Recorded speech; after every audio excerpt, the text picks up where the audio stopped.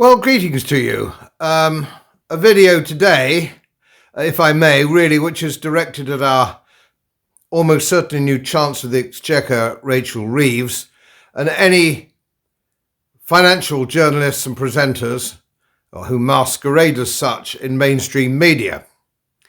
I'm going to run past you a few fundamental economic facts, which really cannot be denied, and it looks like we're going to get another Chancellor, yet another Chancellor, who doesn't have any understanding of how an economy works. I don't think we've had one, to be frank, since Lawson. I think I have to go back that far. They've all been utterly hopeless. We're about to enter another election with absolutely no political party suggesting we should cut public spending. And we haven't had this kind of debate at all for probably 30 years, more than 30 years now, which is why we're in the shit that we are. You can put up interest rates if you wish, but it won't get rid of inflation, I'm afraid, unless you link it with drastically cut public spending. And Rachel Reeves, it seems to me, is talking the same sort of nonsense that we've heard in the last 13 years from the Conservative Party. There doesn't seem to be any change. But then I think most of us know that this election isn't going to bring change. First of all, she's talking about getting rid of tax avoidance. She's going to clamp down on tax avoidance to increase the money coming into the Exchequer. I can assure you there's almost nothing. That will not make any difference at all. We are over £2 trillion in debt, and it's growing every day. Trying to get rid of tax avoidance, whatever that may be, or wherever it may be, is going to make no fundamental difference at all. And let me also point out something that she doesn't understand, the press doesn't understand, and HMRC doesn't understand. Tax avoidance is something that you should do, you must do, as a commitment to your family, yourself and your family. It's enshrined in common law. You should not be obliged to pay more tax than you have to legally. Now, tax evasion is a criminal activity for which you can go to prison. But you must understand tax avoidance is legitimate and your right as a citizen. Tax evasion is illegal. Let's get that straight, because Rachel Reeves doesn't seem to understand it. She also doesn't want to talk about cutting public spending because she thinks the economy can grow its way out. And she won't need to put up taxes, particularly because she thinks that the economy can grow its way out. Let me explain this to you. The United Kingdom economy is very much more dependent than you might imagine on manufactured goods. It normally resides in small, medium-sized companies. I think on the Richter scale globally, we are 8th or 9th, which surprises a lot of people, as a manufacturing industry. What do you need as a manufacturing industry? Well, I think I can hear the shout. You need reliable and cheap energy. So you cannot grow your economy with net zero. Net zero is like rowing round the Serpentine with a huge bucket tied to your little boat. You can row as hard as you like, but you won't move forward until you cut the bucket loose.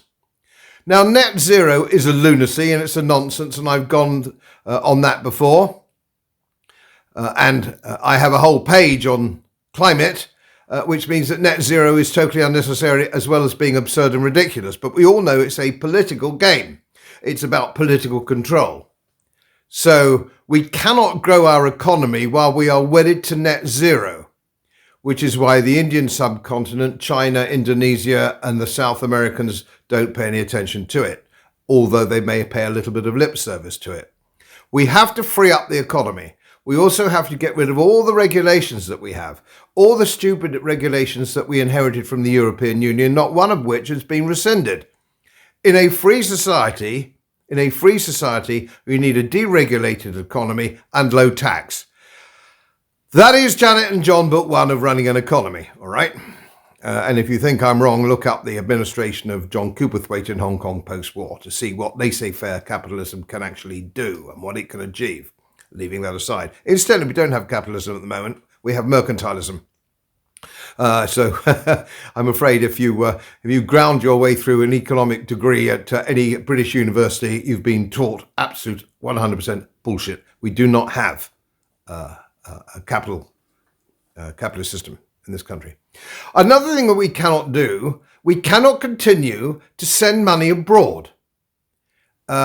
There isn't enough money in this country now to keep up even our modest services. So roads are full of potholes. The National Health Service is totally maladministered. Doesn't need more money. It needs some organisation.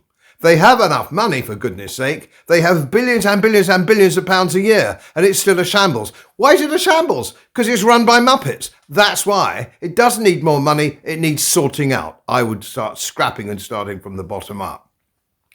We cannot afford £1 billion a month in foreign aid. We cannot afford £5 billion or whatever it is a year to put illegal immigrants up in 4-star hotels. It has to stop. And I don't want to hear comments like, Sunak can't stop the boats, which Nigel Farage said a little while ago. So, well, Sunak can't stop the boats. No, it's not a question of that, Nigel. He won't stop the boats. The boats are his baby. Bringing these people in is his baby, and if you think he's bad, you ain't seen nothing yet when Keir Starmer gets in charge. He thinks it's absolutely marvellous, let's bring them all in. I was walking through the village the other day. My little village is only 120 souls.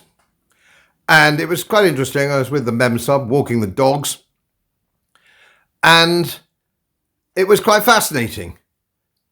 Over 60% of the houses and cottages in my little village are occupied by people who are totally dependent upon the state in one form or another, mainly in index-linked pensions, school teachers, lecturers, civil servants retired quite early in their 50s who are now index-linked pensions and earning more in pensions than they did when they were actually in service. And it's costing trillions. And I've mentioned this before, and nobody seems to ever talk about it. The sheer cost of index-linked pensions for the public sector. Now, bring me on to the public sector.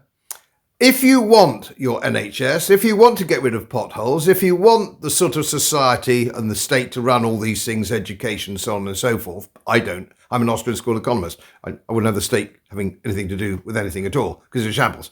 They're all idiots. But leaving that aside, if you want all this to happen, and people seem to think they do post-war, that the government's responsibility is to do this, that and the other, if you want that, it has to be done by taxing the wealth-creating sector and applying that tax to what you want in the way of social services. It's the wealth-creating sector that actually has to provide all these things. And the wealth-creating sector is getting smaller and smaller and smaller, and the public sector is getting bigger and bigger and bigger. This is unsustainable. And we've seen in Argentina recently, they've had to start sacking millions of public sector people because they don't create anything. They don't produce anything. So, and people say, oh, well, I pay tax as well and I work in the public sector. No, all that happens is you put some of the money that you've taken out of the economy, and you're putting a little bit back in taxation. And this is one of the problems that we have, is a question of understanding. Government spending doesn't put money into the economy, it takes it out.